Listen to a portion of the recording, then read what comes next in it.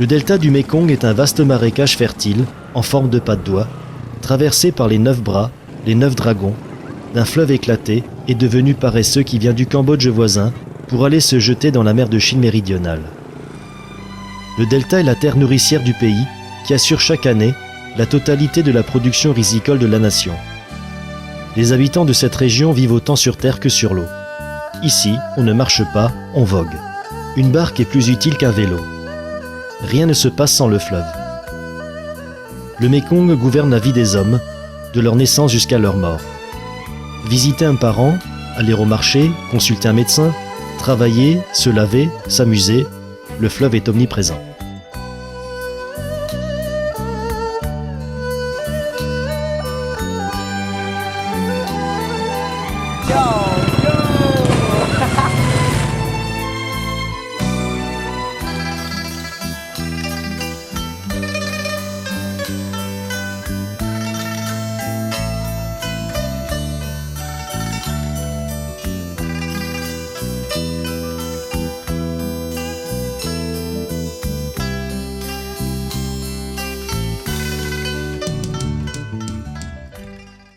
La ville de Can Tho est située au cœur du delta du Mékong.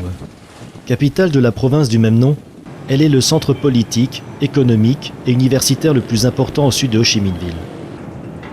Le port de Can Tho abrite de nombreux cargos venus de Hong Kong avec engrais et produits manufacturés. Ils repartent, les cales remplies de fruits et de riz.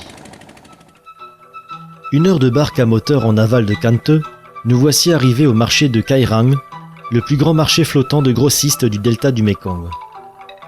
Véritable dédale formé par une myriade de bateaux, chargés de fruits et de légumes en tout genre, le lieu nous plonge au cœur de la vie des commerçants du fleuve.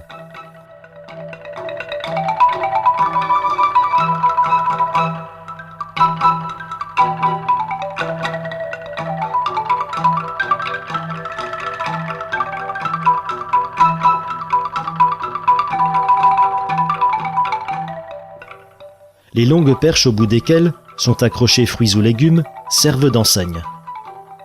Vous cherchez le vendeur d'oignons? Alors il suffit de repérer une tige ornée d'oignons.